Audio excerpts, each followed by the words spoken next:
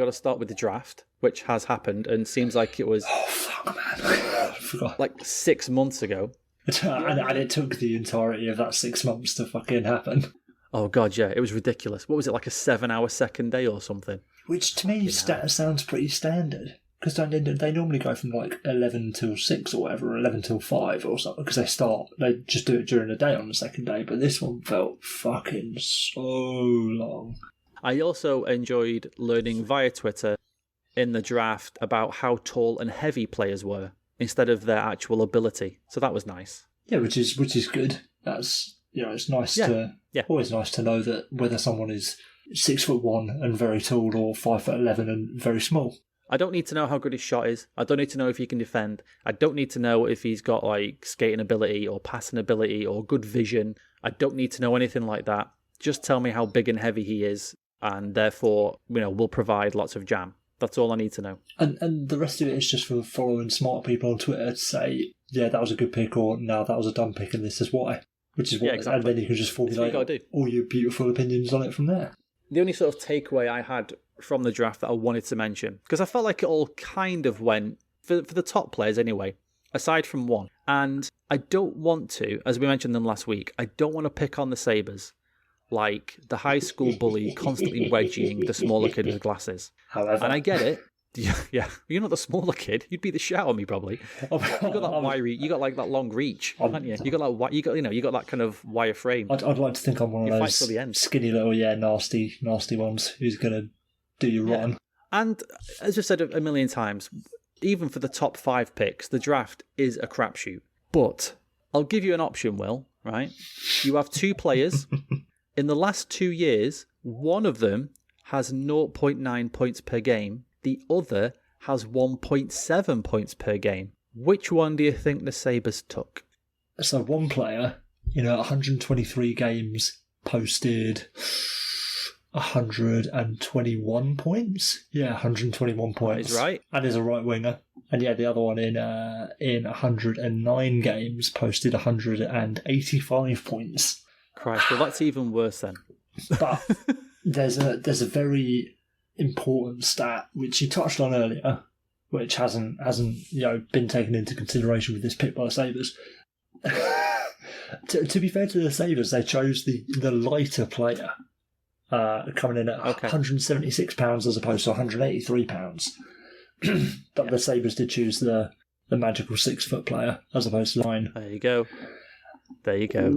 But the point made that I saw time and time again is like, so the Sabres chose Jack Quinn, who is arguably a lesser player than Marco Rossi, who probably should have been top 5 in this draft realistically, from my understanding. But the point being made is like, if you're sending your fucking scouts to see Jack Quinn, who plays on the same team, and I think more often than not on the same fucking line as Marco Rossi, and you still come away, you're like, nah, this fucking Jack Quinn lad. Can't have none of this fucking pygmy European shit. I want a lad from North America. I want his name to be Jack, and I want him to be fucking 6 foot. And so I did as well. I did do a slight bit of digging because I thought, you know what? It's easy to look back on the last couple of years. Maybe there's something before that made the Sabres do what they did. So I went onto Elite Prospects, as I mentioned, and I got all of their games, all of their points. Jack Quinn has 322 points in 285 games. Marco Rossi has 509 points in 320 games. He's always been really, really good. Mate, his whole... From literally waking up on Christmas morning with his first ever set of skates, going outside, skating around and sticking 17 goals past like a dustbin or something because he's got no mates to play with. He's always been really, really good. Yet they still took the other kid. I don't get it. So Rossi went over a point per game in an under-17s league when he was 13. and then put up 40 and 18 in that same league when he was 14.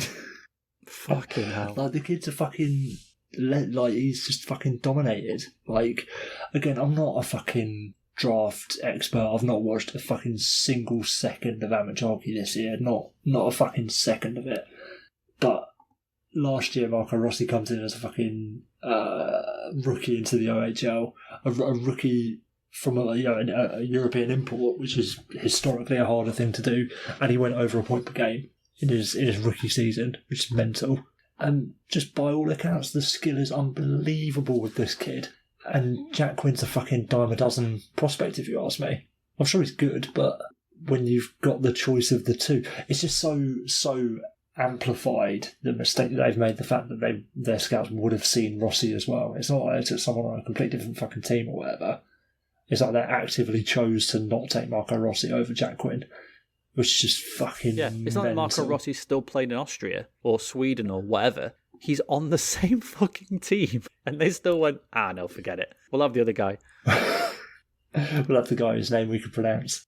I imagine there was a game where the scouts went to, and the Ottawa 67s played somebody and won, I don't know, 7-3 or whatever, something like that. And Jack Quinn's line was like 1-1-2. Yet Marco Rossi's was 2-5-7.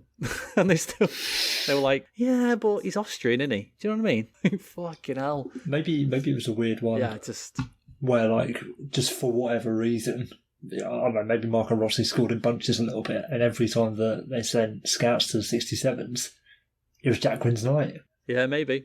I mean, you'd hope that they're doing... You can only pick off what you've seen, can't That's you? the thing. I'd hope there's more to their scouting process than just what they see on any given night. But who's to say? I'm convinced, though. I'm convinced Marco Rossi's going to be the Quinn Hughes or the Elias Pettersson, or, like, how did this guy fall to 5 or 4, or how did he get to 9? Well, even, like, Mikko Rantanen got picked at 9 in 2015, I think. There's plenty of fucking, like, Nick Ehlers was a 7 pick, Willie Nylander was an 8 pick, I think. Like, yeah, I reckon Marco Rossi could easily come out as, like, the 3rd best player in this draft.